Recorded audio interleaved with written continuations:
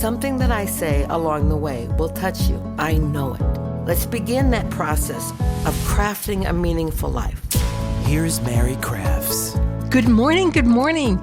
Welcome to Crafting a Meaningful Life. Today is a first for me. We are, first of all, doing it brand new. We're doing this video and audio, so you can listen either just on your audio as you've always done, or you can watch the video. Just depends on what medium works best for you. And another first is I'm having two people on the same camera in my home. So welcome, Meagan. Thank you. And the other thing that's a first is this is my daughter. And I talk about her a lot on my podcast. You probably didn't. You probably didn't. Shocker. So I thought it's fine that it's time you met her and that you got to meet and love her and embrace her the way I do. Hi. Hi. And her name is Meagan Mary Crafts Price. So you're married. Yes. And you have one son. I'm the most wonderful son in the world. Yes. He is. He's the son that I told you learned how to teach me about consent. Oh, it's a very real thing. Okay. Super important in our lives. So, Meg, let's start with you. Yeah. We're going to pretend like I'm not your mom for just a minute. Okay. Okay. And this is kind of how I start every podcast, where I interview people and I ask them, well, tell me a little bit about yourself, about where you came from, and what you do as, for a career, and what you hope to bring to this podcast. Whew, big questions. Yeah. We have our big girl panties on today. This is a good thing. Just up for the show. I am a caterer by day. I work at Culinary Crafts, the catering company Mary founded almost 40 years ago now. Yeah, can you believe that? 38 and a half years. Yeah, almost, yes. Absolutely nuts. And I'm the director of marketing. And so I do everything from run our social media to manage our website and to networking and PR opportunities. I absolutely love that. It's certainly not what I trained in. My degree is in education, and I ended up in marketing just by... And a minor in music theater. Surprise, surprise, she ended up working for her mom. It's a real thing. I certainly fell into it because when you work in a family company, that is what you do. You fill in the spaces that need to be filled. Yeah. Educational always. Started washing dishes at age 8? Something like that. Yeah. And here you are now, 22 years later. Yeah, she almost 31. Yeah. Golly. She's my baby. She's my youngest. Yeah, my only daughter. And forever young. I feel like I just don't ever quite reach that point of being older yet. Yeah, because she has two older brothers that remind her all the time that she is the youngest. Yes, it's glorious. In like 10 years, they're going to be like, oh my gosh, Meagan's like 10 years younger than me. Yeah, it's awesome. I also am married to the most wonderful man in the whole world, and he is my whole life with my son, and they are everything to me. We run a holistic healing company as on the side. And it is, I joke all the time about that quote about like, do what you love and you'll never work a day in your life. What a lie. I used to say that about Culinary Crafts. Such a lie. I love what I do at Culinary, and I have so much passion for the hospitality industry and the service industry, but I finally found what fills me and not just provides for me. And so it's a lovely balance. I love that concept that you really got in and jumped into the career that was handed to you. Absolutely. And you could have been just content there. But as with your mom, I knew that there was something else. And I waited until I was 65. I mean, a chunk of my life behind me, probably more than half, maybe 2/3, because remember I have that 105 thing. Yeah. And it took me to this point of podcasting and sharing my life journey and helping us craft this meaningful life. And you decided at age 30 that there was more than just being a mom and being a wife and working, 60 hours a week Killing it. at Culinary. And I think that that's an interesting thing that a lot of women are later to come to, that they can have both. They can have a job that provides for them and brings in income. Yeah. And both you and your husband work at Culinary. But you don't have to put on hold your life until you get retired. And in a large part, Meg, I did that. I kind of put my life on hold and thought that this legacy that I was building was the most important thing that I could ever leave to my family. And I was wrong. Wrong. Such a definite word. Yeah. It was a choice. It was a choice. And now, because of that, we all three have the chance at a work-life balance. Yeah. And what that actually looks like. I wouldn't change that for the world, because it did make me one of the hardest workers. And I have a work ethic like nobody's business. And only recently, I mean, in the last 3 or 4 years, have I discovered that it doesn't have to be 60 hours a week. It's, right. You know what I mean? It gets to be both. It gets to be everything. And with Tristan, and that, don't get me wrong, there come Sundays where I'm sitting in bed in tears after I've put Tristan in bed about like, I just want to be a stay-at-home mom. And in fact, it's most Sundays. It's every Sunday. And then come Monday morning, I'm like, oh, but I love what I do, and I love to work, and I love to. It's getting to have both. Balance. I love that you're finding that balance, because probably when I'm doing public speaking and I'm asked that question, how you've just looks like you've achieved balance. I say, it's just a myth. It's just a fallacy. There's no such thing as balance in a woman's life. Because I do think that we try to achieve this ultimate perfection of balance between work and life. And rather than thinking of them as separate, to thinking them as one, and that they're playing as an orchestra together, and that there may be times that the strings get more attention. In fact, the strings mostly get more attention. But there are times when percussion plays and is beautiful, and the woodwinds play. And I love all of that. And it is learning. It's a process. An orchestra just doesn't sit down and immediately become breathtaking. They practice and practice at it every day. Even skilled professional musicians are practicing every day on how to create beautiful, beautiful music. And I think that that's what we're doing, is we're working every day at trying new things. Let's look at this. Oh, I love this. This feels so good to me. No, that's not working anymore. Let's moving on to this. Okay, so I want to talk about your alternative career that you've picked up. And alternative is right. Check it out. And I think the pathway that as mother-daughter, we came at this from two different places to kind of find, we ended up here, somewhere together when we didn't know we were moving together. In fact, there were times we wondered if we were moving apart and ever to be together. Okay, so tell them about what you do for your alternative career. All right. About 9 years ago, I was diagnosed with MS, and it kind of is a life-shaking diagnosis. And about 3 years ago, the doctors came and said that I had contracted a rare side effect from the medication I was on. And they gave me about 3 months. And that was about it. And they kind of kicked me out the door, and that was just... and at the time, I had a little baby. And I wasn't ready to, because of, like we discussed, all that hardworking ethic and the confidence to defeat and overcome that I think you gave to all of us. I started looking for something else, anything else that said it would give more time.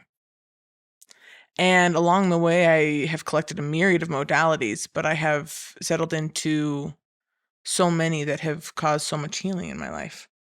And I mean, the power of manifestation, the power of whatever it is that you believe in. But over the course of the last 3 years, I went from having 23 lesions, the 23rd one being the one that they diagnosed was going to be the end, to as of in your brain. in my brain, lesions in my brain. MS is the sloughing of the membrane that covers your nerves, and that excess, it's called the myelin sheath, collects and passes through the blood-brain barrier and collects into lesions in your brain. So lesions in your brain and your spinal cord.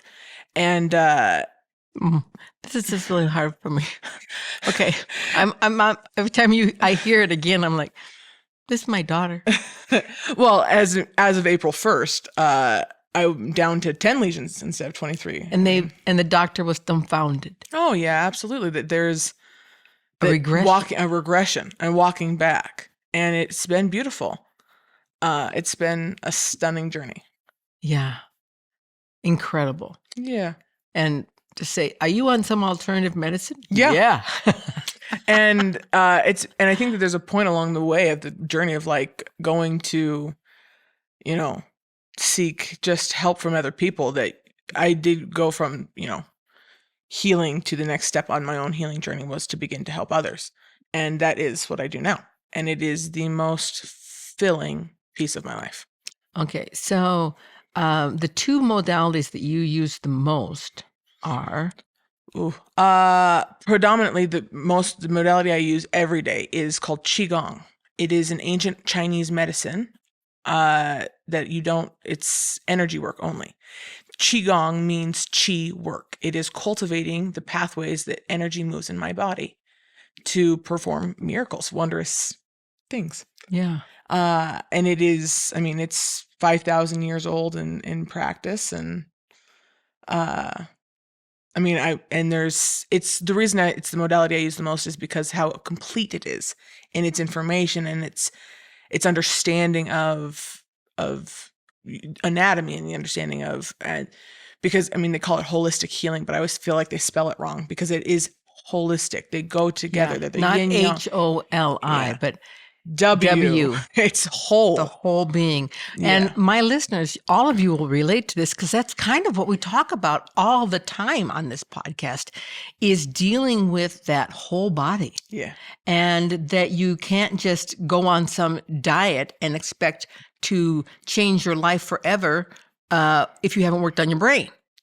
And that there's this huge mind-body connection, and that when you get things to flowing beautifully in your body, then you can begin to heal yourself. Yeah.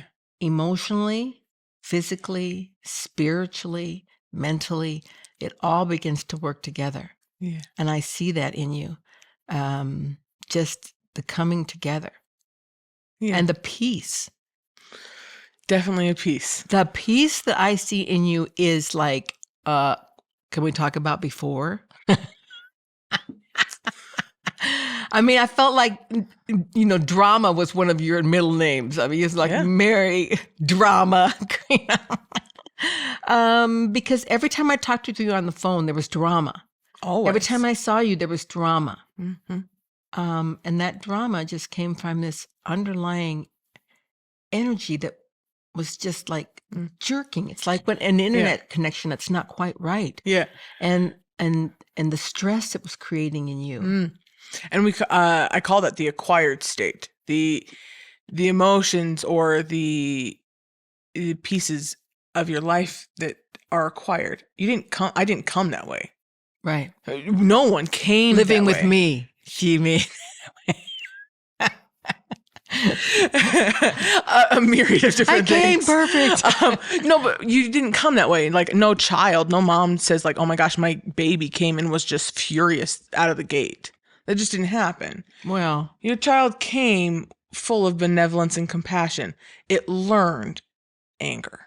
and I truly believe that, Meagan, that even while you were in the womb, Yeah.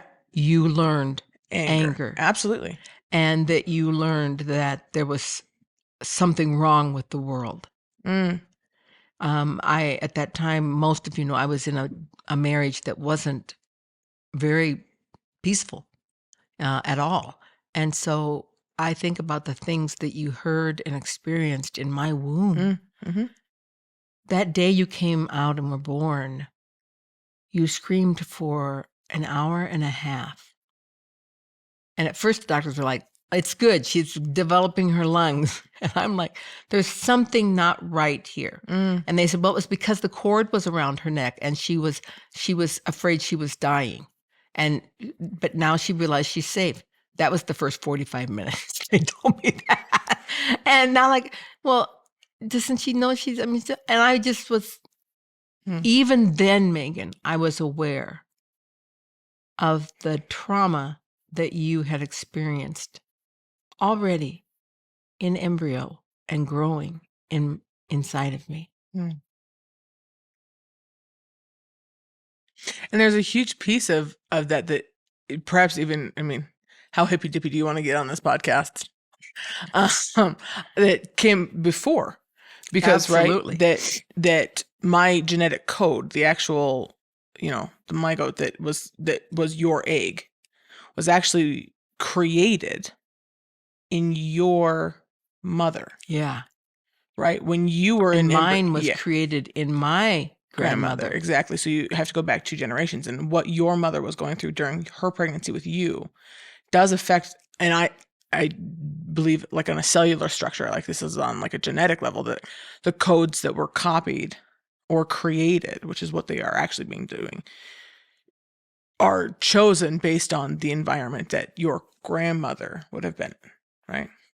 Which is kind of crazy that you have to track it back 2 generations. So all of this kind of came together for me this last weekend when I was home. I visited Iowa to do a keynote address, and I really had to check my emotions all the time to make sure that I was there, because I was in a love position of wanting to give back, that I was in a love position for loving those people that I was speaking to.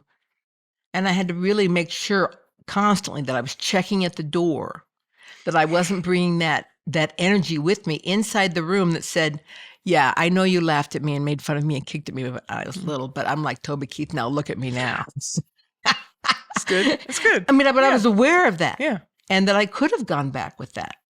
But I really was able to stay just there. But while I was there, John and I visited the cemetery where my parents are buried. And I began to look around that cemetery like I had never looked before. And to see all those different generations of time that were there. Yeah. And I began to really tune in to those maternal people who were buried there, rather than just being a name on a tombstone, even those I hadn't met. My grandmother on my dad's side died when I was 2. And people that I had heard talk about were just a name, and suddenly they became a person. And I shared this with you earlier, that as I'd always known about my mom, and I've talked about my mom on this podcast, that I thought that she was a distant, cold individual. And that wasn't it at all. That she was playing the same word games in her mind that I had played, of not being enough. The oldest of 9 children, and she was just not enough. And I'm like, how could she not be enough? She does everything perfectly. And that's why I didn't feel enough, because she is perfect. And then I went to visit this 92-year-old woman who'd been one of my mom's best friends. My mom, if she were alive, would be 106. And this woman was 92. So younger, but still one of her peers. And this is one of the things she said to me, which was so telling for me, Meagan. She said, I loved your mother so much. I'm like, yeah, me too. And she said, I have to say, I was always trying to keep up with her. Yeah, me too. And then she said, because your mom did everything perfectly. Your mom cooked perfectly. She was the best cook in the county. She sewed beautiful wool jackets and coats, and she just could can, and she kept the perfect house. She washed her windows on a schedule. Like, it didn't matter what, it was rain or shining. If it was the second month, she washed her windows. Everything in your mom was perfect. And it was this biggest awakening for me to think, that's how I felt. And she felt just like me, that I always needed to be perfect because I wasn't enough. She didn't feel enough. And why didn't she feel enough? I looked over at my grandmother's grave. I was like, oh my gosh, my grandmother, and I never told you this story, but my grandmother was the second wife of my grandfather. He had first married her sister, and her sister was apparently quite beautiful. I've seen pictures of her.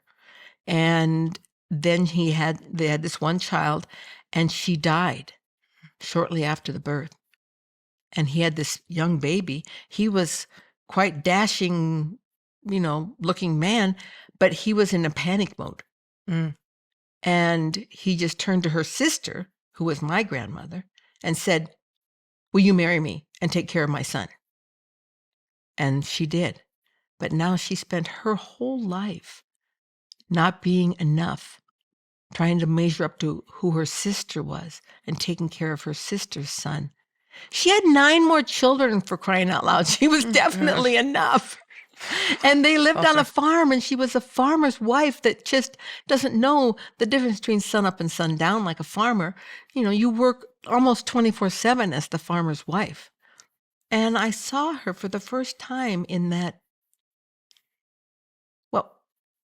where I was a little tiny zygote inside of her body, carried those genetic patterns to my mom, to me, and to you.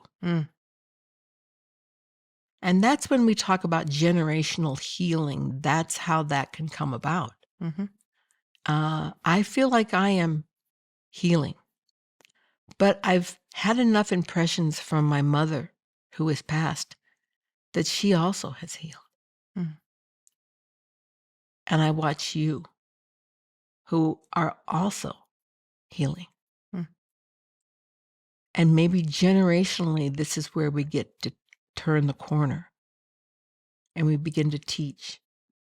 Now my grandchildren and your children and my son's children, that they truly are enough. And it's funny, I mean, born and raised LDS in this home. And while we are a little less now, I think about... Or a little more, you may say. Yeah, exactly. It's both, isn't it? I think about how this discovery of this generational healing has come now. Yeah. With where we are now, because I was raised to believe in that we're able to heal and to help and to serve. Because we've kind of always had that philosophy in this life that that there's more. There's more. There's a progression. And we're not the only culture. Almost every culture has some form of that, whether it's, that it's a cycle and that you come back and or that it is that you are able to pass on to another plane and then continue your own healing. But I do often feel this piece of just... One of the other modalities we use is called emotion coding. And emotion coding is the concept that when you process an emotion, something traumatic happens in your life and you are in the process of experiencing an emotion, understanding it, and then processing it and saving it for long storage.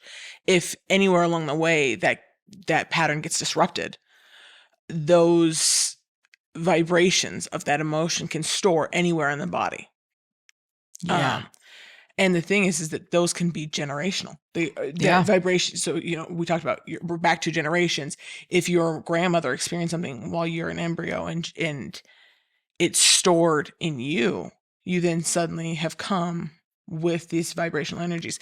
And the high vibrational things are not a problem, but that's not when this happens. This happens when you are in fight or flight. You are in the middle of something extremely traumatic and you don't know how to process an emotion of shame, grief, terror. We've talked about that a lot, about that fight or flight response. And it stores somewhere in your body. When I'm doing an emotion code session, which I've done, I actually did multiple this week just because that's what called to me, and releasing emotions from, 20 generations back. Wow. And feeling the release, not just of out of my own body, but there's more. There was more being let go of from multiple generations. Mm. It's a beautiful piece. It is a beautiful piece, and it's different, I think, as individuals, but there are some things that kind of you see repeating patterns of. Absolutely. For example, that emotion code, if it's laid down as a woman and something about your sense of being a woman is not enough, and Mm. that your response in your emotion code to that has been anger, Mm. that's where a lot of women see breast cancer occurring. And I've seen that it being a disease of anger and releasing, and maybe not even yours, but generations. And I mean, as someone with chronic anger problems, that's where my whole thing started. The drama was not. I didn't know anything about that. Did you have drama? Were you angry? It was anger created. That was Yeah. the piece. And as I've delved more into that, it actually was less of in Chinese energetic medicine, as succinctly as I can describe this on a podcast. We'll see how I'm working towards a doctorate in this. It's a deep level of understanding for the medicine, but that your body and your energies flow through your organs in a specific pattern. That some feed each other, some control the others, but that when you start deviating from that, they're called chi deviations. I mean, finding like that shame and grief were leaking into and corrupting what was compassion. I came genetically predisposed to be compassionate, filled with benevolence and forgiveness. But when shame and grief began to overwhelm that, it began to leak and corrupt that into anger. And that's exactly right about breast cancer. I think that cancer, like an autoimmune disease, they're very similar, is that at some point your body has decided that some part of you is not part of you. Mhm. Right? Yeah. And it begins to attack itself. Yeah. It begins to create cells that are not meant to be there. Cancer grows like that in that malignancy because it thinks that it's not you. Yeah. It's not protecting you. It's going to do the opposite. It's going to build this part that is meant to. Just like MS is an autoimmune Absolutely. disease. So- Arthritis that I have is an autoimmune disease, that all that inflammation and swelling around my joints, my body is telling itself, oh, those joints aren't supposed to be here. You get rid of those. Well, but think about what a joint means. So a joint is where we find flexibility, right? It's how you move. What your body is telling you is that what your movements and your flexibility in life, you don't identify that as yourself. With my body, so nerves, which is what MS is. I've spent a long time. I'm way more versed in what MS is. MS, your nerves are twofold. They are part of your heart and the energy of your heart, which would be fire element. That's what your heart is connected to, as well as your kidneys. Your kidneys energy, that they are, again, the yin yang of that. The kidneys control the heart, and the heart is where the nerves are located. They both of these. At some point along the way, my body decided that out of fear, my nerves were no longer a part of myself. That they identified them as a foreign object, and it began to rapidly attack it. The reason that it's so important is that came from long-term storage. Your heart is what holds your memory center. It's where all your long-term memories are stored. And so that something in my long-term memory began to leak out and say that these parts I've chosen to deny. I can't accept these parts of myself. Out of fear, it rapidly attacks them. And which is beautiful manifestation. That's showing that I'm in control of this dominion, of this plane. It's beautiful, actually. That I believed that so much that I couldn't allow this part of me to be a part of me. I'm going to rid myself of it. It's kind of cool. Walking that back is the most beautiful journey because it means accepting yourself in wholeness. And that is its own most stunning piece. And it's funny because and as someone who's experienced a session with me, no two ways about it that when my energy turns on, that is fire. It is it's hotter than hell. It's so hot. Yeah. You're sweating before I've even touched you. It's so hot. So I'm laying on a table and I'm aware that she's moving around me. I was aware of that. But then I began to be aware of, I sensed where you were, which was different than a physical awareness. Mm-hmm. And I could feel the energy moving in my body and literally realigning and flowing itself. And the last time we did this, I loved that I didn't know. I mean, I knew inside of me, but I've always felt like that you and I sometimes didn't see each other's growth and see each other's needs. Mm-hmm.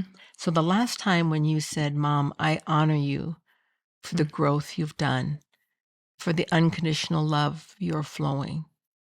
I was like, she can feel that? Wow, that's awesome. I was truly, amazed at how much you feel and there's no physical touch. You're just moving your hands. Yeah. And feeling that energy. It's a vibration. It's a vibration. It's kind of like a magnetic energy. It's when you feel like when you have magnets and you can feel the energy between them, and it's kind of like woo woo woo. That's kind of like when we use this, and I don't use it the way Meagan does, but I do use my hands to help people with certain energies in their body. Yeah. I'm just like the little baby compared to what you do. No, well, that's what I was saying is that my energy feels like heat, like fire. And your heart is the fire element. Ah. So it's funny because I am the fire element if there's ever been one, even in like the dramatic nonsense. Oh yeah, baby. Thank goodness. It comes from a very fiery personality. But and my sign, of course, is the fire sign. There you go. Leo. Yeah, exactly. That's exactly right. Is that's 100%. And so the fact that at some point I decided that wasn't enough, back to that whole piece of, and manifested that so truly that it began to attack my body. That's a very real manifestation. And the beautiful part is that self-created means self-healed. I can walk that back by accepting myself, by acknowledging and honoring my own peace in my own body, the peace that it is enough, because at all times, and this is the most wonderful thing to know with my brain, but still learning with my heart, that only I am setting that measuring stick. No one else cares. Yeah. No one else cares. Only I'm setting that measuring stick. And I think the shift for Meagan and I in our relationship came when I was willing to acknowledge the piece I played in your struggles.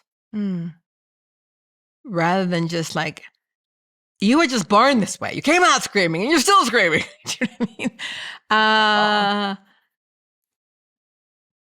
And I remember one time I did a podcast on regret, and that I thought it was the worst of the human emotions, because you can do nothing about regret but just be in a regret unless it moves you to shifting to what can be done. And what have I learned from this? Rather than how is this happening to me? How is it happening for me? And your response to me when I was telling you about this was, do you remember? No, but get ready. It was, that's the worst thing I've ever heard. Oh gosh. Very black and white. And we kind of argued about it just a little bit, not heavy arguing, but a little bit back and forth. And I was getting ready to leave your house. You were already married and you already had Tristan. Okay. But he was little. Yeah. And you said to me, isn't it funny you rejoice in not having regret, and it's the one thing I want you to have? And I tell you, I left that day thinking about that so much. I couldn't leave it. I couldn't set it down. I couldn't walk away from it. I just kept there and said, well, how can she feel this way? Regret, can't she see regret is horrible? Why does she want me to have regret? And it finally dawned on me, it's not that you want me to live in regret for how I was during your growing up years. It's that you want me to come to an accountability. And become to that point where you acknowledge, wow, you kept yelling at me, I'm never enough for you. And I'm like, of course you're enough for me. I love you just the way you are. What are you talking about? I'm your mother. And it wasn't until like so much later in my life, I realized, how could I feel that towards you when I didn't feel it toward me? Right. If I didn't feel enough, how could I possibly accept you as enough? Yeah. And so you coming to that accountability. But then the second step. Well, I say all the time is that accountability is the third step of healing. But when accountability, because regret is, I think, the wrong word. And at the time when we were having, I remember this discussion now. I knew you would.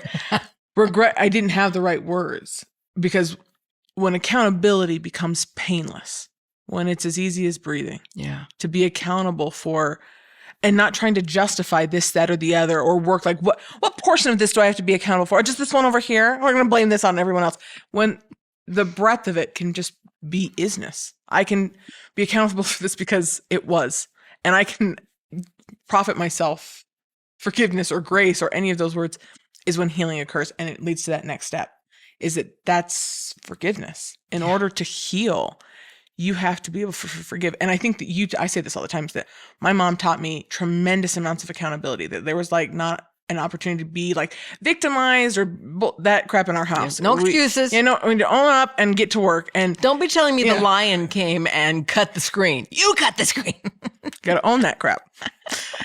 And so I think that the accountability piece was very real. The next step is the part that I feel like I'm learning, is how to make accountability painless. And that then once it is painless, to ask for forgiveness. Yeah. And again, the measuring stick, it's only me that's asking for forgiveness. It's only, can I forgive myself? Everybody else that I'm asking for forgiveness, or everybody else that I need to understand, has come in the accountability phase. It's only asking. It's kind of one of the things when I hear people asking for forgiveness from Christ. Yes. Christ doesn't have anything to forgive you for. He loves you. He's known you. He knows you before and after. The forgiveness piece that he wants for you is for you to forgive yourself. Yeah. And I think to be able to come to that and be able to say to you, I screwed up, Meagan, and I didn't realize, and I was so busy trying to protect myself and this need to be perfect so that I wouldn't shine a light on how imperfect I was. I kind of really did some things that weren't functional for you. That's the way to say it. That sounds very nice, isn't it? They really messed you up. Okay. I tell Tristan, my son, all the time. I tell him all the time. I'm like, I just write you a blank check. Whatever it is later on, like, I agree that, like, this is on me. You got all the therapy. All the therapy you wanted. Write a blank check for whatever that looks like. I'm on the page. That was that. But to be able to ask you to forgive me was easier than to be able to say, I forgive myself. I forgive myself for messing up my daughter. That was hard. But the thing is, and I say this to you all the time, is that I know that at any given moment, Mom, you are making the best decision you could have. And presented with the knowledge that you had and the pain you were working through, is that you were making the best decision you could have. And how could I ask for anything else or anything different? You made 3 of the most amazing children I know. It's true. It's true. That's my legacy in life. I know. And we're all 3 such kick-ass people. You are. But so much of that is because of the pieces that you felt like were the right thing. And I wouldn't change any of that. Even though there were many times I felt like I needed something different. I didn't have the words to put that into play. I do now. It's lovely. I do now. Yeah. And then the other big awakening I had when I was in Iowa had to do with a Facebook friend of mine, who's been my childhood friend. And constantly, every time I posted on Facebook, I felt like she had some remark to make. Or rather than commenting on this deep post that I was on, she was like, you look nice in yellow. I'm like, and then when she would say these things, I would be like, sweetheart, those were 60 years ago, 65 years ago. I mean, you're talking about things I did in kindergarten, you know, what? And I just kept pushing it off, like, you know, grow up. And finally I realized, I need to ask her forgiveness. Because as kicked and ridiculed and yelled at and shamed as I felt, somehow I felt she was on a rung lower than me, and I could do that to her. And I know I created a lot of pain. I was able to come face to face with how much I left in her, that she wasn't enough to be my friend. And in this last Facebook conversation, she said, yeah, I was never allowed to touch your dolls. Anything you brought to school were yours, and I couldn't touch them. Other girls could, but I couldn't. And I just felt that pain that was still there, that emotion code that had been laid down. And I knew what I needed to do, and I just said, Patty, I know I did that. I acknowledge it. And it's not enough just to say, get over it. I first have to say, I'm sorry. And I see it. Forgive me. And it's funny, you get to be the hero and the villain in your story. And it's only ever you. Yeah. And that's kind of a broad statement to say, but that you get to be both.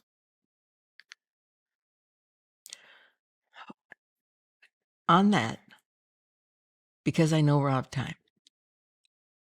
I'm not even looking at the clock, and I know We could I'm out of chat time. all day. We could. We get on the phone for like 2 seconds. The next thing we know, like it's an hour An hour and a half has passed, and we're like, I got other things to do. And her husband's saying to her, Meagan, we're an hour late. And John is saying to me, I thought we were going to go, you know. Yeah, we're working on it, okay? So Healing comes with conversations. And I will second that she does have the most amazing husband in the world and the most incredible son. He's amazing. He is amazing. He's my Tuesdays with Tristan. That's him. I'm going to ask you what closing thoughts you would like to leave. Most of my listeners are women, about 85%. And they're in that phase from, you know, I'd say some late 20s all the way up to my age. But most of them are career women trying to find their way. And I would like to ask you, what's the piece, if you could leave one piece with them today? It's probably because I just got off a week of teaching this. I teach this all the time. But the piece of understanding yin yang being your masculine and feminine, yang being the masculine, yin being the feminine, and that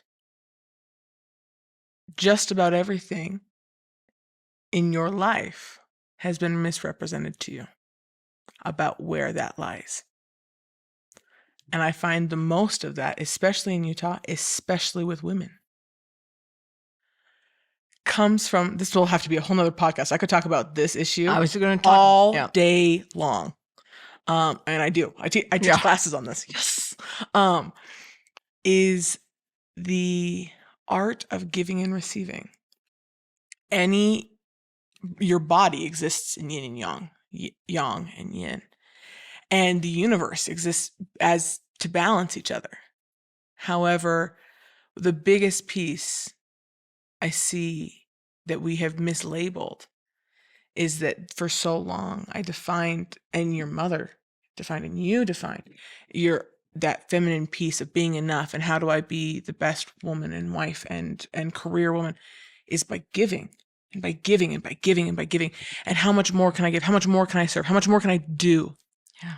And that is actually the wrong thing. That's the masculine. That's actually the wrong side. And in order to give that much, you have to pull from, it's called your yuan shen, your original self, all the energy that was you originally. You have to pull from that. And still is you. And still is you. It is. It's what, when your yuan shen is gone is when death occurs. So you're pulling from it. The art of, especially for your feminine watchership, is the receiving. And allowing yourself to receive is the most spectacular journey. It is. Because in that It's comes the most profound I've ever had. brings up everything else that we just talked about, and everything else that everyone else is dealing with, is that we've been, for generations, we don't want to talk about generational healing, have been asked to give and sacrifice our own beautiful ability to create and manifest and manage this domain instead of receiving. Yeah. And so that is the beautiful piece, is that the art of being a woman and of being whole in that balance between yourself is able to, and I don't know how much time we've got left, but I have a quote that's hanging in my house. It says, give a woman a house and she makes it a home. Give a woman food, she makes it a meal. Women have this beautiful ability to receive and then shine and transform to make what you were given exponential abundance. But when you stop the receiving, you have nothing left to give. It's halved. It reminds me of most photos, or not photos, artistic renderings of women are done with their arms outstretched. And the interpretation over generations and centuries has been, that's the woman giving. And think about this woman giving over generations of time. There's nothing left. It's depleted. And instead, could we shift that to seeing that's the woman receiving and becoming lighter and brighter and filled more with who she is and what she's about, and filled with love and gratitude, and she's just shining. And how about that act coming from receiving? That's such a huge awakening. And when we are like this, we don't keep it all to ourselves. We're a woman. We shine brighter and give more. And we have to be able to see that piece. All right, the time is up. Okay, but I'm going to put this out there, and I'm going to let people listen, and I'd like to hear from you. If you want Meagan back and to talk more about so many different things and what makes us tick as a mother and daughter, and how we've come to this place, it's such an incredible journey. Because and how fast time can happen. Meagan, it wasn't probably 2 years ago when you made a decision that you didn't want to ever see me again and have me in your life. And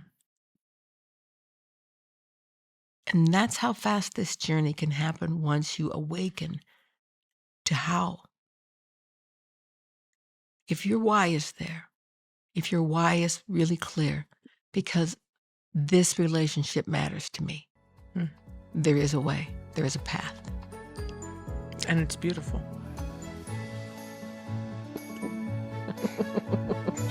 Yep, it is. Thanks for being with us today. Join us next time as we craft a meaningful life.